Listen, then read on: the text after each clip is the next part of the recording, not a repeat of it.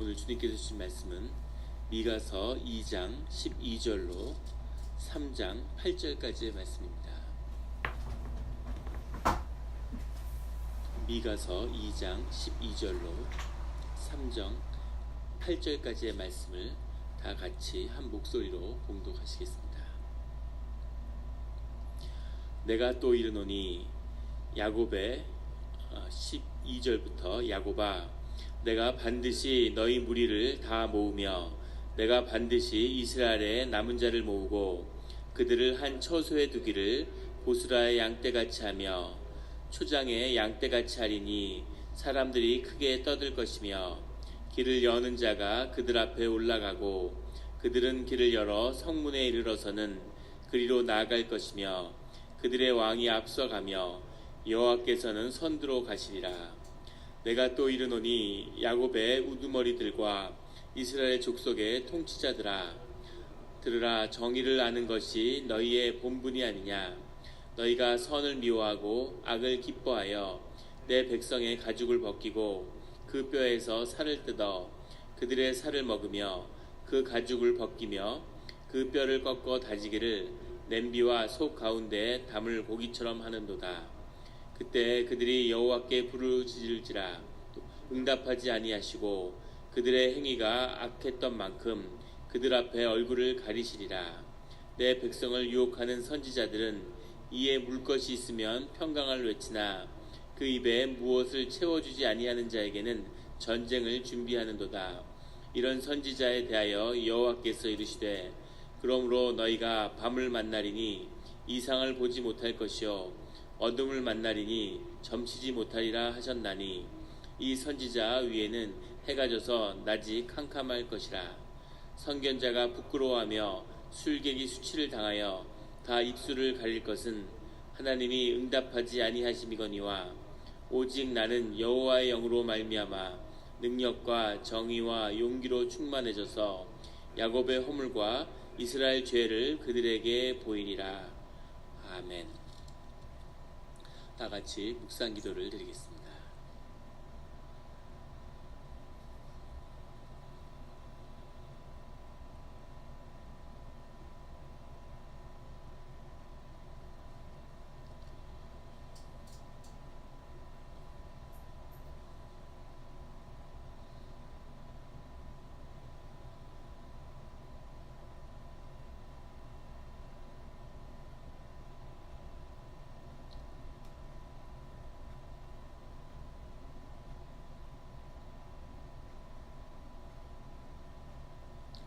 하나님 아버지 감사합니다.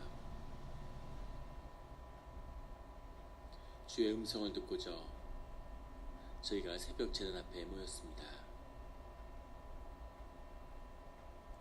우리 마음의 기도와 우리 마음의 묵상이 주님께 연락되기를 원합니다.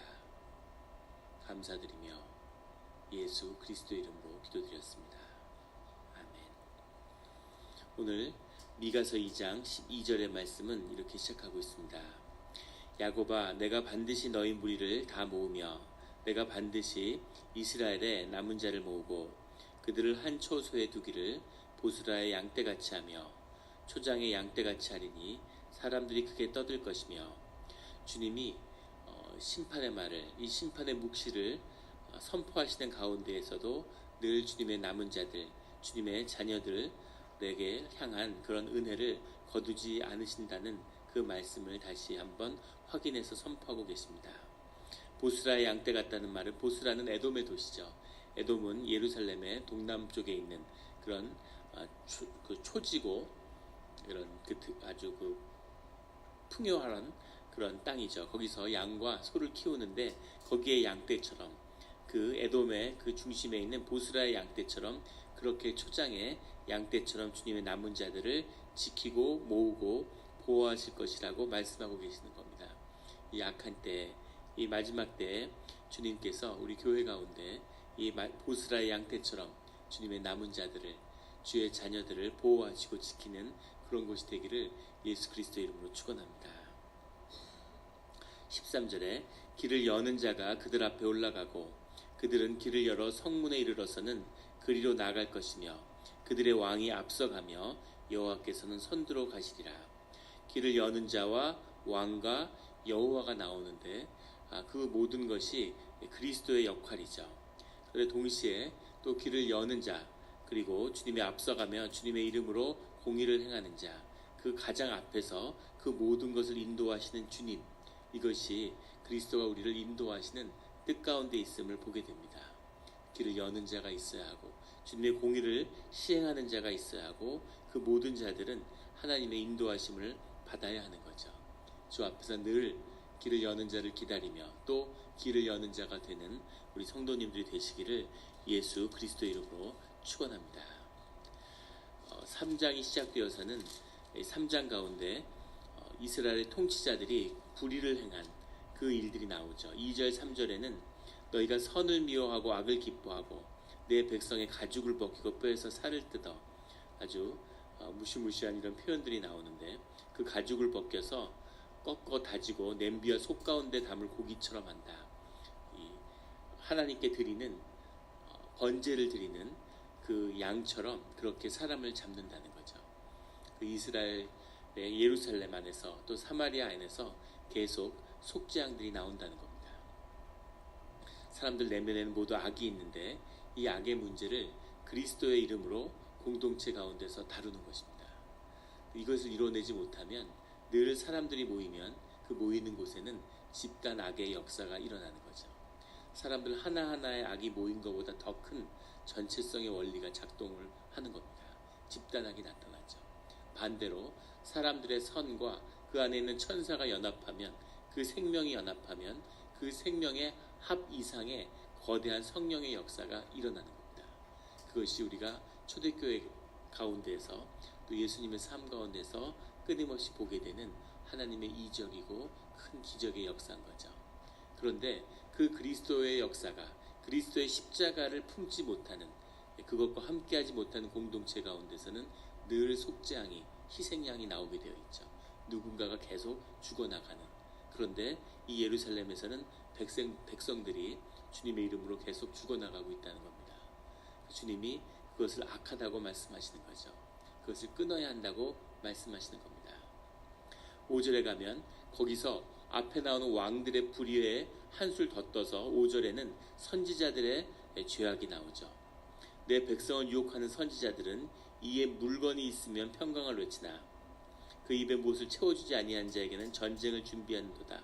무슨 얘기냐면 뭔가 좋은 것을 가져다 주고 뭔가 값진 것을 가져다 주면 평강이 있을 것이다. 축복을 빌어주는데 그런 것이 없으면은 그 가운데 전쟁을 선포하고 저주를 이야기하는 거죠. 이런 선지자들이 넘쳐났다는 겁니다. 그들을 하나님이 징계하겠다는 거죠. 6절에 그러므로 너희가 밤을 만나리니 이상을 보지 못할 것이요. 이상이라는 것은 하존인데 미래의 일을, 앞에 일들을 보이지 않는 것을 보는 것입니다. 실제를 보는 거죠. 그것을 보는 눈을 멀게 하겠다고 주님이 말씀하시는 거죠. 어둠을 만나리니 점치지 못하리라 하셨나니 이 선지자 위에는 해가 져서 날이 캄캄할 것이라. 대낮도 캄캄하여지는 영적인 어두움이 임하게 될 거라는 거죠. 7절에 성견자가 부끄러워하며 술객이 수치를 당하여 다 입술을 가릴 것이다. 입술을 가린다는 의미는 깊은 슬픔을 의미하는 겁니다. 또는 수치를 뜻할 수도 있죠. 성견자들이 모두 그들의 예언과 그들의 말로 인해서 부끄러움을 당하게 될 거라는 겁니다. 이 이상을 보는 영적인 능력이 있는 거죠. 예전에 제가 그 기공을 배웠었는데 동양철학 공부하면서 기공에 관심이 있어서 어떻게 저 몸매로 기공을 배웠다고 그러지? 이렇게 생각하실 수 있지만 그때는 지금보다 한 3, 40kg가 더 야위. 그래서 이제 절에 다니면서 동안거도 하고 그러면 정말 신기한 일들을 수없이 보게 됩니다.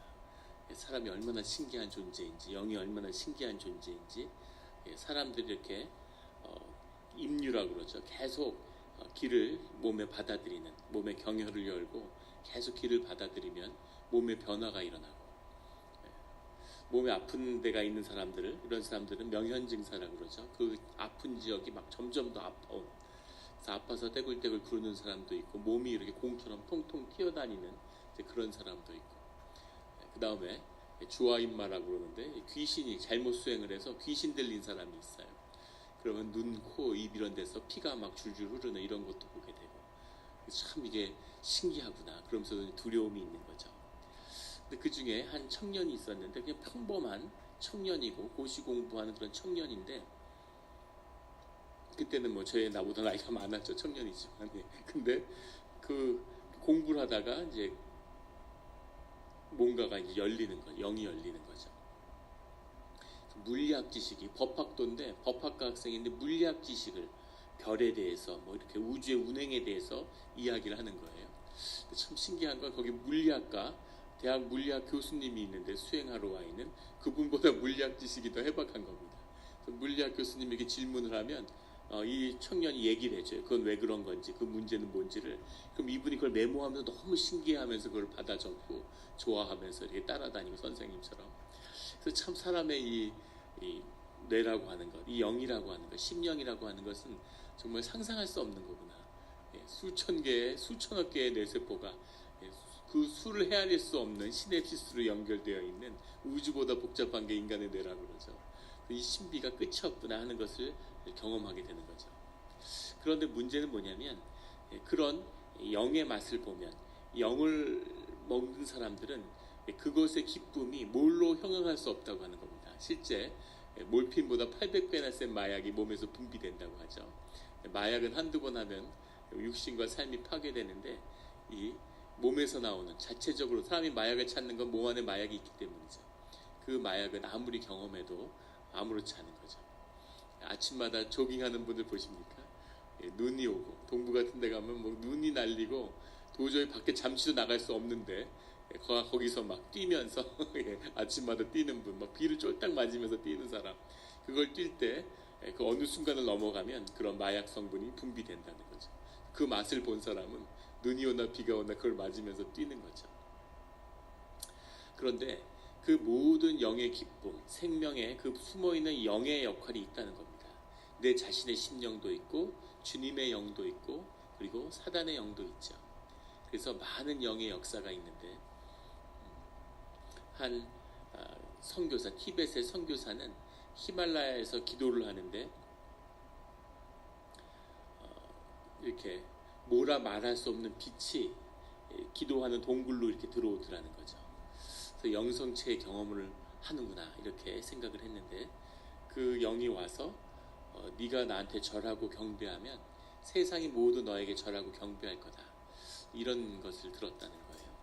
내가 주님께 경배하는 건 당연하지만 왜 세상이 나에게 경배할까?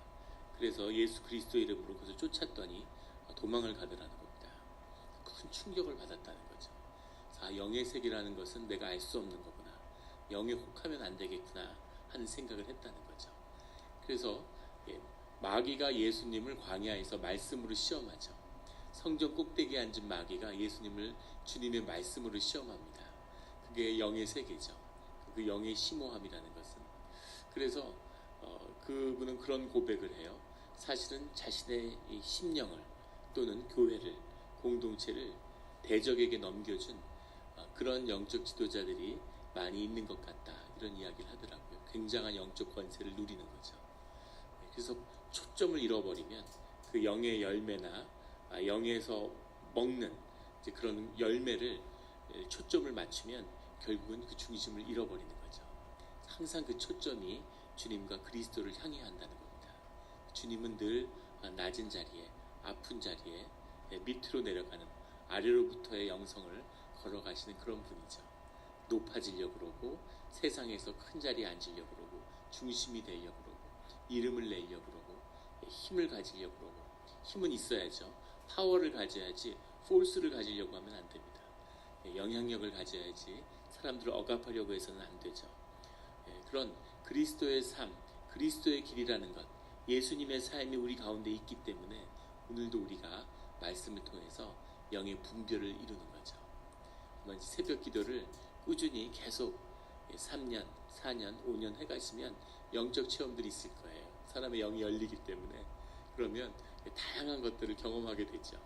늘 잊지 말아야 할 것은 오늘 8절에 나오는 말씀, 오직 나는 여호와의 영으로 말미암아 주님의 영, 성령으로 말미암아 능력과 정의와 용기로 충만해져서 능력과 정의와 용기가 여호와의 영으로 말미암아야 된다는 거죠. 그런 주님의 영이 충만해지는 오직 주님의 영의 붙들림을 받는 주님의 영이 나를 인도하는 주님의 영이 나의 속사람입니다. 그 주님을 만나서 내가 나로 산 것이 아니라 예수 그리스도로 살았다라고 하는 고백이 그것이죠. 우리 깊은 곳 가운데 성령이 우리와 함께 하시는 거죠. 그것을 성령이라고 표현하는 겁니다. 주님의 영이 우리에게 부어져서 우리의 심령이 여호와의 영으로 함께하고 있는 거죠. 그 영을 내어주지 않는, 그 영을 세상과 바꾸지 않는 오직 여호와의 영으로 말미암아 사는 우리 성도님들이 되시기를 예수 그리스도의 이름으로 축원합니다. 같이 기도드리겠습니다.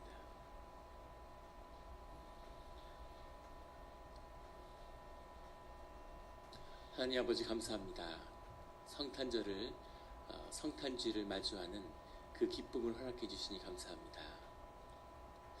주님, 우리가 심령이 있고 또 영을 느끼기 때문에 늘 영이 새로워지고 또 영을 따라 사는 그런 삶이 우리가 의식적이든 무의식적이든 그 삶을 살아가고 있음을 보게 됩니다.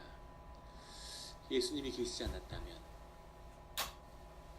그 갈릴리에서 나사렛에서 골고다의 십자가에서 예수님의 삶이 그렇게 가시지 않았다면 우리가 어떻게 주님 안에서 우리의 마음을 지키며 우리의 삶을 지키며 그리스도의 영으로 살아갈 수 있었겠습니까? 주님 감사합니다. 오직 그리스도의 영으로 말미암아 그리스도의 영을 지키는 그런 기도하는 자리에 서 있는 문을 여는 남은 자의 역사가 우리 가운데 일어나기를 원합니다. 주여 아버지여, 성령을 충만케 하시며 성령의 이름으로 기름 부어주시며 영이 성취하는 영의 능력을, 영의 권능을 여호와로 말미암아 여호와의 이름으로 그리스도의 이름으로 말미암아 누리는 그런 주의 자녀가 되게 하여 주시옵소서. 늘 주님의 이름으로 기도합니다. 기도의 문을 열어주시고 하나님과 교제하며 영이 살아나는 것이 그것이 우리 삶의 중심에 있음을 그것을 몸으로 살아가는 그런 우리가 되기를 원합니다. 감사드리며 예수 그리스도의 이름으로 기도드렸습니다.